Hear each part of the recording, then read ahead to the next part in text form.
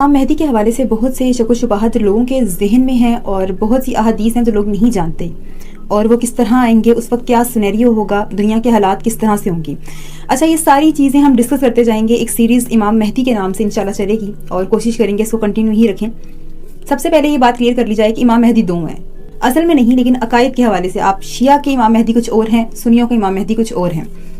अहले तशय्युअ जो हैं वो ये मानते हैं कि इमाम मेहदी जो हैं वो पैदा हो चुके हैं 1200 साल पहले। उनके जो 12वें इमाम हैं वो पैदा हो चुके हैं, लेकिन उनको कत्ल के डर से एक गार में छुपा दिया गया और वो 1200 साल से उस गार में जिंदा हैं, महफूज हैं, और फिर जब उनका ज़हूर का वक्त आएगा वो बाहर आ जाएंगे। अच्छा, अब यहाँ पर ये चीज़ सोचने वाली है कि कैसे मुमकिन है कि एक शख्स 1200 साल से एक गार में जिंदा हो। तो ये नामुमकिनात में भी नहीं आता। असहाबे कहफ का किस्सा हमारे सामने है। हज़रत ईसा 2000 साल से आसमानों पर जिंदा हैं, ऑब्वियसली उनका विसाल नहीं हुआ था और अभी तक वो जिंदा हैं। तो इस तरह की मिसालें तो हमें मिल जाती हैं, अपनी हिस्ट्री से ही मिल जाती हैं। तो ये ऐसे नहीं कहा जा सकता कि बिल्कुल ही नामुमकिन है। और सुन्नियों के हवाले से जो है वो यही है कि वो पैदा होंगे और अभी नहीं उनका ज़हूर हुआ, और जब होगा तो मालूम हो जाएगा, और 40 साल में उनको मालूम हो जाएगा कि वो इमाम मेहदी हैं, और फिर दुनिया जो है मुसलमान वो उनके हाथ पर बैत कर लेंगे। अब हम चलते हैं अहादीस की तरफ। तकरीबन 200 से 250 के दरमियान अहादीस मुबारका हैं जिसमें इमाम मेहदी का जिक्र है। यहाँ पे ये बात भी क्लियर कर ली जाए कि साह सित्ता में जो 6 कुतब हैं उनमें मुस्लिम और बुखारी तो सबसे अहम है, उनमें ये जिक्र नहीं मिलता, लेकिन बाकी की 4 कुतब में जिक्र कसरत से मिल जाता है। तो जाहिर सी बात है, हम उसको इग्नोर नहीं कर सकते। तो तकरीबन 200 से 250 अगर अहादीस हैं तो इसका मतलब है ये मामला बड़ा ही समझने वाला है। यहाँ सुनन इब्न माजा में भी रवायत है, हजरत उम्मे सलमा रज़ी अल्लाह अन्हा से रवायत है कि नबी पाक सल्लल्लाहु अलैहि वसल्लम ने फरमाया कि मेहदी हम में से होंगे, उनका नाम मेरे नाम पर यानी मोहम्मद सल्लल्लाहु अलैहि वसल्लम, तो उनका नाम भी मोहम्मद होगा।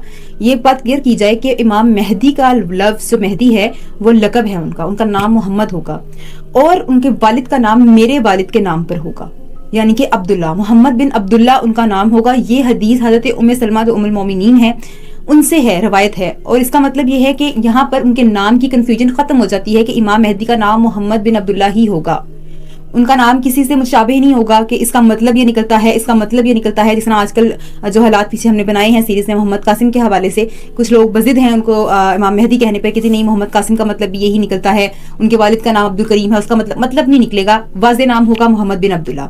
ये हजरत उम्मे सलमा से रवायत है, ये क्लियर होगी बात। इसी तरह इब्न माजा और सुनन तिरमिज़ी में हजरत अबू सईद खिदरी रज़ी अल्लाह अन्हु से रवायत है कि नबी पाक सल्लल्लाहु अलैहि वसल्लम ने फरमाया कि अल्लाह ताला उस वक्त तक क़यामत नहीं कायम करेगा जब तक कि इमाम मेहदी नहीं आ जाते। उसका लब्बे लबाब मैं आपको बता देती हूँ, मफहूम है उस पूरी बात का कि अगर दुनिया में सिर्फ एक दिन रह जाए, क़यामत आने में सिर्फ एक दिन रह जाए, तो अल्लाह ताला उस दिन को लंबा कर देगा, यहाँ तक कि मेरे अहले बैत में से आकर अरब पर हुकूमत कायम हो जाए, अहले बैत की।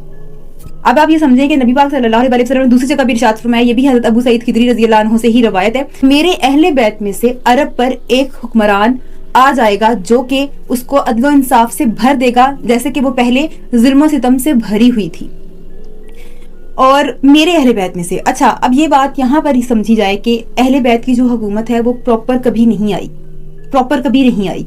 किस तरह? यहाँ पे हजरत अली का किस्सा है, हजरत अली की खिलाफत कायम हुई और वो अहले बैत में से हैं। वो हदीस मुबारक में हमें मिल जाता है कि नबी पाक सल्लल्लाहु अलैहि वसल्लम ने एक चादर ली और उसमें हजरत फातिमा, हजरत अली, हजरत हसन और हुसैन उनको शामिल किया और कहा कि या अल्लाह ये मेरे अहले बैत हैं। तो इससे हमें मालूम हो जाता है कि हजरत अली अहले बैत में से हैं, लेकिन अभी तक किस तरह कायम नहीं हुई, वो इस तरह के हजरत अली को पूरे आलम इस्लाम ने उनके हाथ पर बैत नहीं की थी। इख्तिलाफात पैदा हो गए थे उनके दौरे हुकूमत में। मिस्र और शाम के लोगों ने इख्तिलाफ किया था, वहाँ खिलाफत नहीं गई थी, ठीक है, उन्होंने इख्तिलाफ कर दिया। उनके आगे जो वजूहात हैं वो फिर कभी किसी जगह डिस्कस करेंगे। तो बहुत से ऐसे मुनाफिकीन थे जिन्होंने हजरत अली की हुकूमत को मुकम्मल तौर पर नाफिज आलम इस्लाम पर नहीं होने दिया। तो इमाम मेहदी वो वाहिद अहले बैत होंगे जिनकी पूरे आलम इस्लाम पर हुकूमत नाफिज हो जाएगी। यहाँ पर एक और हदीस जामे तिरमिज़ी में है कि इमाम मेहदी मुझसे हैं, यानी वो हम में से होंगे, उनकी पेशानी बहुत ही रोशन और खड़ी नाक होगी, ये उनका हुलिया मुबारक है। एक और हदीस में हमें ये भी मिल जाता है कि उनके दाएं गाल पर तिल भी होगा, लेकिन जो कसरत से जिक्र आया है वो यही है कि उनकी पेशानी रोशन और नाक खड़ी होगी, यानी वो इंतहाई हसीन और जमील होंगे देखने में भी। इसी तरह 5वीं हदीस में आता है कि अल्लाह ताला उनको एक रात में ये बता देंगे कि वो इमाम मेहदी हैं, उनको एक रात में तैयार किया जाएगा, उनको एक ही रात में तमाम इल्म दे दिया जाएगा। उससे पहले वो खुद भी नहीं जानते होंगे कि वो इमाम मेहदी हैं, वो एक नॉर्मल जिंदगी गुजार रही होंगी और मक्का में उनको ये मालूम होगा। اچھا یہاں پر نا بہت ساری چیزیں ایسی ہیں جو ہم نے ڈسکس کرنی ہے کہ کس طرح سے وہ مکہ میں آئیں گے، کس طرح سے یہ سارے معاملات چلیں گے. اسی طرح ایک اور حدیث میں ہمیں، یہ سنن ترمذی میں حدیث ہے، اس میں ہمیں ملتا ہے کہ آل عبد المطلب جو ہے وہ جنت کی سردار ہے. اس میں نبی پاک صلی اللہ علیہ وسلم نے نام بتائے، اس میں سب سے پہلے خود کا نام یعنی محمد صلی اللہ علیہ وآلہ وسلم، دوسرا حضرت علی اور ان کے بھائی حضرت جعفر، پھر حسن حسین رضی اللہ عنہ اور مہدی رضی اللہ عنہ، یہ جنت کے سرداروں میں ہیں. تو یہ بھی ہمیں حدیث سے مل جاتا ہے کہ آل عبد المطلب کے جو سردار لوگ ہیں وہ یہ ہیں. تو اس میں بھی امام مہدی کا ذکر آتا ہے. امام مہدی جب آ جائیں گے تو اس وقت حالات بڑے ہی خراب ہوں گے، بے حد دنیا کے حالات خراب ہوں گے، یہاں تک کہ قتل و غارت عام ہوگی، چھوٹی سی بات پر قتل ہو جائے گا. اور جتنے فتنے آپ کہہ سکتے ہیں وہ سارے فتنے زمین پر برپا ہوں گے جب امام مہدی کا ظہور ہونا ہے.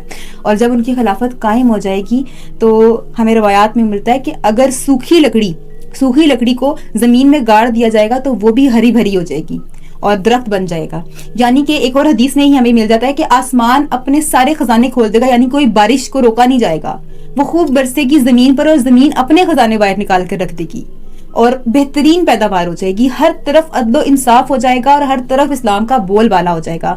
یہاں تک کہ وہ لوگ جو امام مہدی کے دور کو پائیں گے وہ یہ خواہش کریں گے کہ اے کاش ہم سے پہلے جو لوگ گزرے، دیندار لوگ گزرے، وہ اس زمانے کو دیکھ لیتے. انہوں نے کتنی صحبتیں برداشت کی، آج اگر وہ ہوتے تو وہ کتنا خوش ہوتے. اس طرح امام مہدی کے ظہور سے پہلے بہت سی نشانیاں جو ہم نے ابھی ڈسکس کرنی ہیں، اور ان کی خلافت کے بعد کیا معاملات ہوں گے، وہاں کے لوگ کیسے ہوں گے، ان کے لشکر کی تعداد کتنی ہوگی اور ان کی جو ٹیم ہوگی ان کی تعداد کتنی ہوگی، یہ نیکسٹ ویڈیو میں انشاءاللہ ہم شیئر کریں گے. یہ سیریز کوشش کریں گے چلتی رہے. اور جو آج کل فتنے برپا ہو رہی ہیں، ہر ایک کو لگتا ہے کہ یہ امام مہدی ہے، یہ امام مہدی ہے، کچھ لوگوں کو خود ہی لگتا ہے کہ میں ہی امام مہدی ہوں، معاذ اللہ. ایسے لوگ بھی میں نے دیکھے ہیں کہ جن کو خود لگ رہا ہے کہ وہی امام مہدی ہیں. تو آپ کو اپنا ذہن کلیئر کرنا ہے، وہ آل فاطمہ سے ہوں گے، حضرت فاطمہ تو زہرا رضی اللہ عنہا کی آل سے ہوں گے. یہ بھی ہمیں حدیث سے معلوم ہوتا ہے کہ وہ آل فاطمہ سے ہوں گے، یعنی اور ایک اور روایت میں آتا ہے کہ حضرت حسن کی اولاد سے ہوں گے. تو اب اتنی ڈیٹیل جب معلوم ہو جائے تو پھر اس کا مطلب ہے کہ ہمیں بہکنا نہیں ہے اور ایسے لوگوں کی باتوں میں بھی نہیں آنا جو بضد ہیں کہ یہی فلاں انسان امام مہدی ہوگا، کیونکہ آپ نہیں جانتے آپ کون ہیں، ہو آر یو، کہ آپ کہیں کہ یہ فلاں امام مہدی ہے. امام مہدی کو ایک دم ہی پہچانا جائے گا اور مکہ میں ان کی پہچان ہوگی. انشاءاللہ اس پارٹ کو آگے لے کے چلیں گے.